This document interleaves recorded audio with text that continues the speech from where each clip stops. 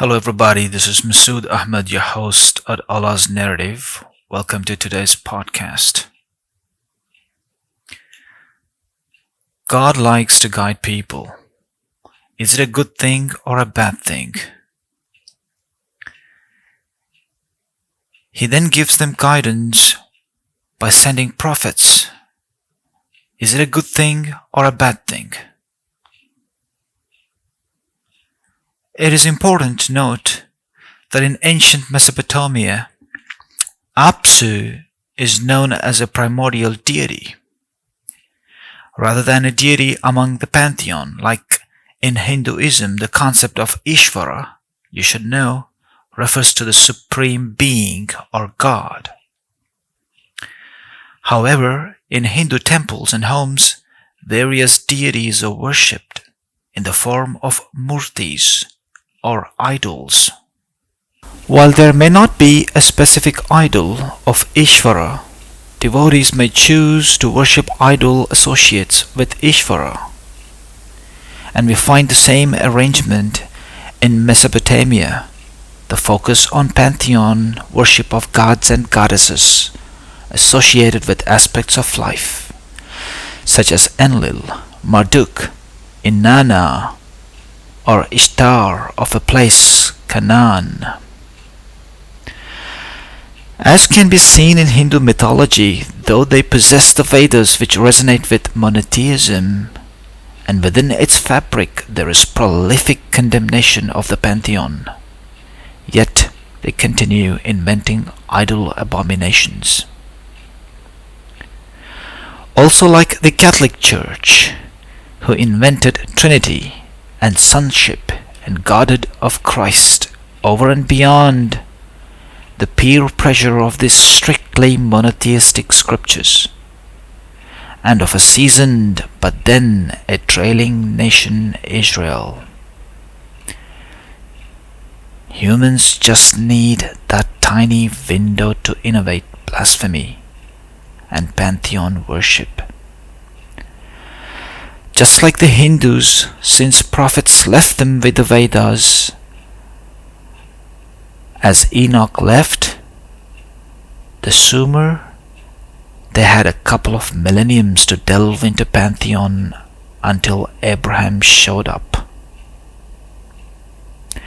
It is important to note that people borrow language to narrate their ideas and develop an imagery, such as the biblical scribes borrowing Tehom and the serpent who deceives Adam and Eve from the pantheon of Tiamat. Tiamat, depicted as a monstrous dragon or serpent-like creature, is a representation of the primordial chaos in Babylonian and Akkadian mythology. However, this representation is derived from its radical cognate, which in fact is not a primordial chaos, but an apocalyptic description of Tiamat. Such borrowing helped the Israelite scribes to play a more perceptible character of the devil in the case of Adam and Eve, setting the stage for primordial chaos in the early human history in the Bible.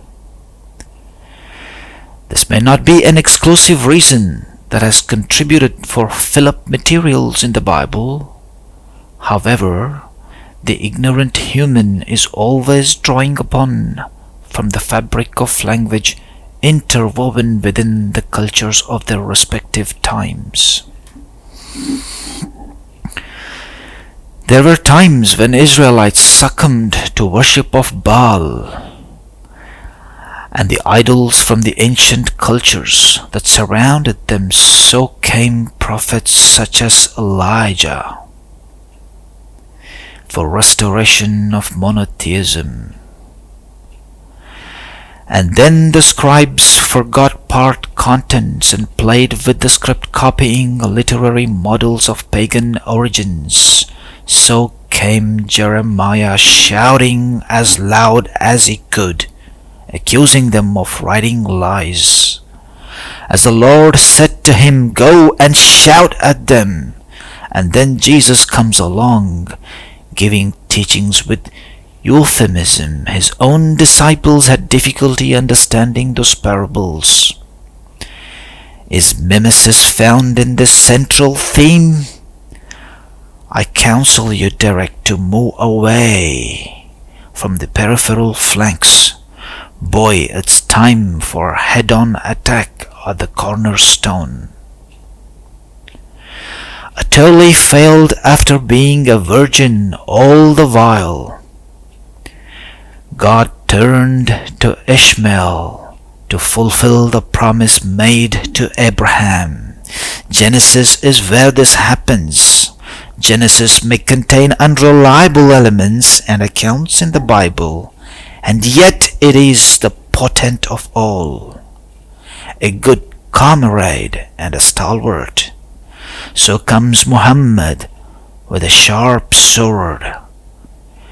Just with one lance destroys the bewildered warthog. Let us examine what it is. A humble admission of the earlier wrong. The Quran purges the scriptures from the grease of mythology. Chapter 9, verse 30, hammers the nail, as brutal as it sounds, a death giver. Quote, the scribes have imitated literature of the ancient disbelievers.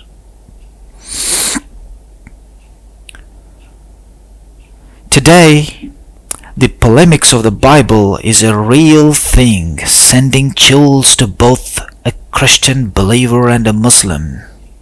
Nothing new in the words of Jeremiah, though, and the 7th century Quran. Behold, what did you say?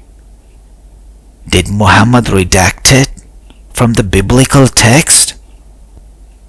In the entirety of the Quranic lexicon, there is no phrase called "in the beginning." What a brilliant mind Muhammad makes. So tempting is the line. Perhaps he avoided it. Do you still think it is not from the divine? Hell will put to rest all such doubts.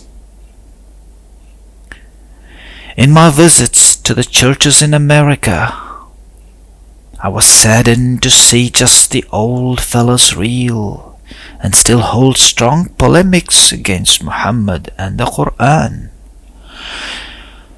Sure, the tables have turned, and a furious wind has blown the leaves in a difficult autumn, and the parents have lost their sons and daughters to the devil, who sits between man and God.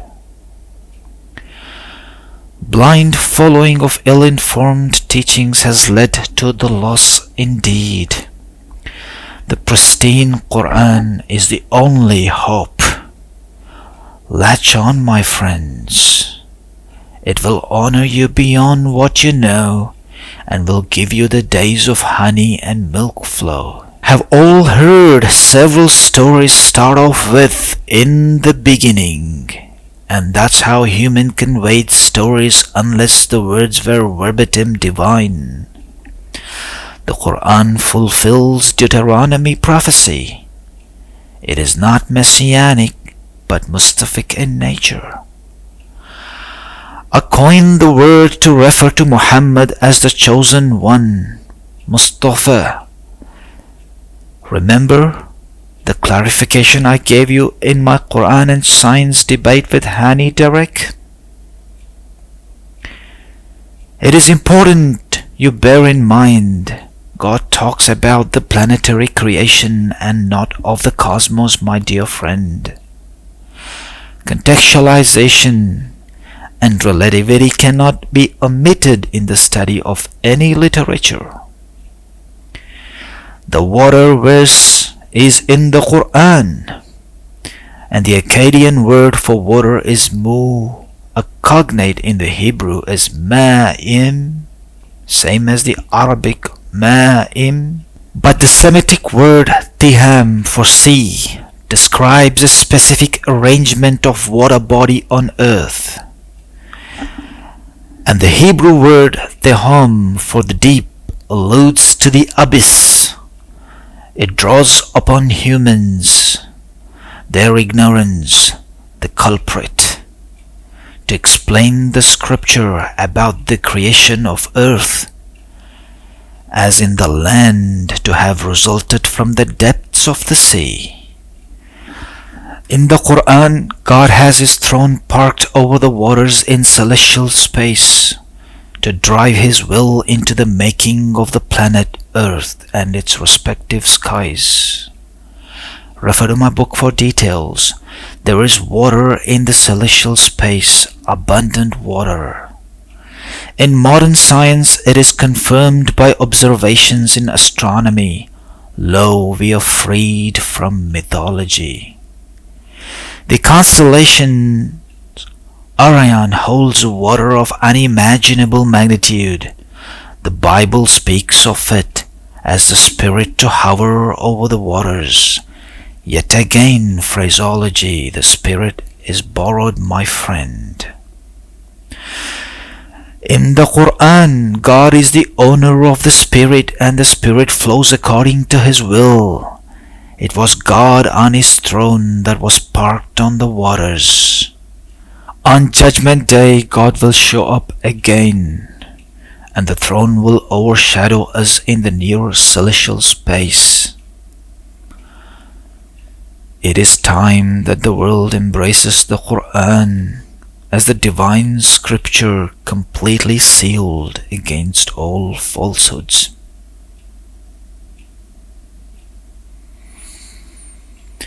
What are the implications, though, of borrowing by the scribes? A shave of a mustache, my friend. God lets people succumb to delusions except they guard themselves against the false. The reasons are: first, monotheism is inbuilt within the memory of the human. Second, the Quran verse 279 admits tampering of the Bible, and the verse 930 makes reference to its pantheon imitation. Nonetheless, Jeremiah has anciently spoken about the lies of the scribes. Third, the biblical fundamentals remain unchanged. The 10 Commandments are circumcised on every heart of the man and woman. Nations get built on it. The wisdom in the books of prophets and the parables of Christ suffices as an epitome of episteme for the whole world. Number 4. The Quran is a guardian scripture, a rescue of the original stories for the beholders. As such, a man of standing looks deep into the knowledge and wisdom the cornerstone is built on. Nothing is shaky in Genesis, my friend. As a cornerstone, the Quran is by its side. Rest assured, it covers it all. I'm like you, a rebel of the tradition after peering through the Quran. The Quran is the ultimate hope. The premise, Derek, the premise that God inspired ancient nations with cables, as did to the later nations, is difficult to understand. So why assert in vain the stories found in the later text are copied from the antecedent texts? Akkadian cognates in the Bible is not a surprise for Hebrew's later development. The stories in the Quran bring out unique meaning, as if they dropped out of the heaven, my friend, telling the profound truth of mankind. And so they are. The claims that Quran resembles the stories in the Bible word for word is a myth. Read it for its unique prism. The Genesis creation and the flood accounts are common to entire humankind direct. Some preserved it and others didn't. The Mesopotamian myths are like sparse hair around the nipples. They do not supplement for even one book, let go covering the whole body. Genesis is a much larger account. It has its own substantives to rescue itself. The history of composing scriptures in Israel is convoluted, sure. There were several scribes across the millennium. Hundreds of them have come and gone with imprints of their muddy hands. But it is still a guide for the beholders who peer through with their intellect. After the first 11 books, as you see, there are 39 more to count. And the Quran is a handy criterion to cleanse all that went wrong, as it has come to clarify the disagreements of Israel. There are two salient points in Genesis that belong to the central theme if the skeptics aim for a decisive blow. Number 1. Ishmael, a nation blessed for future greatness.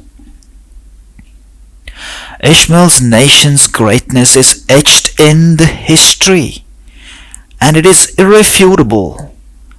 It became so great that it is beyond an evil touch, the promise given by God of Abraham duly fulfilled.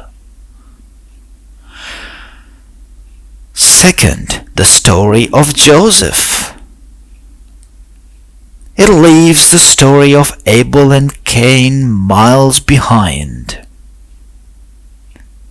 This brotherly rivalry is unmatched a storyline. Direct the challenge to find its precursor remains open.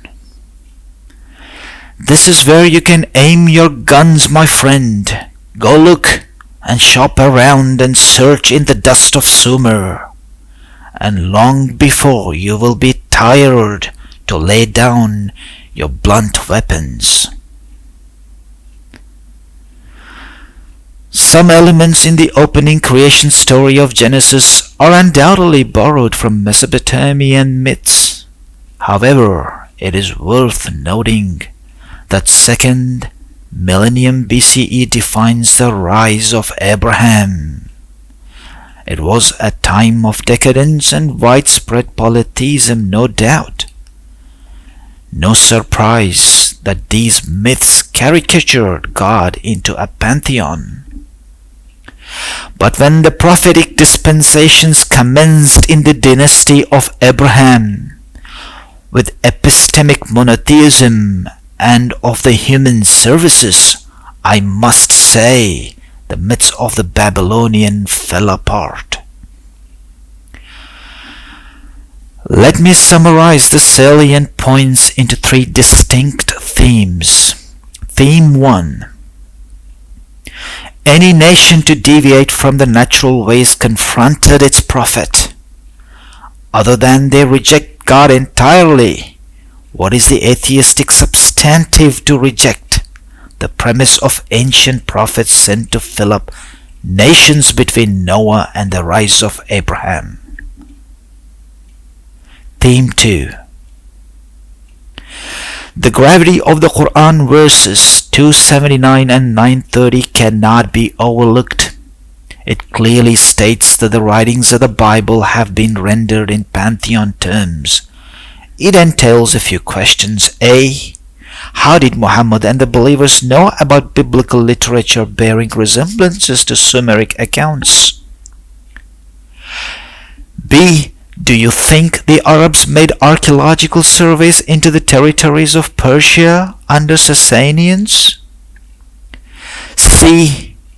Did Muhammad himself refer to the ancient Sumeric and Akkadian tablets? Is that the claim? D. Was he even equipped with necessary tools to decipher those tablets? E. What else did Muhammad do in the never-ending list of his expertise, my friend? Theme 3. I would like to walk with you, Derek, to comfort you, to answer for the origins of the promises made to Abraham, and of the two great nations, one for Isaac, the other for Ishmael. Derek, my friend, even if I concede to its origins to have been in the Babylonian exile, why would the beleaguered Israelites write about Ishmael's greater prospects, who had almost forgotten about them and lost contact to the dusts of the desert, while they themselves were beaten and shackled in Babylon? It entails another set of questions, Derek. A. What sort of insights did they have, other than the divine dispensations, to prophesy about Ishmael's future great nation? What is the status of the story of Joseph? Mythology or a purely divine redaction? Is there a mimesis of its storytelling in the Quran? God's blessings upon those who follow the guidance, with lots of love and heaps of those, my dear friend.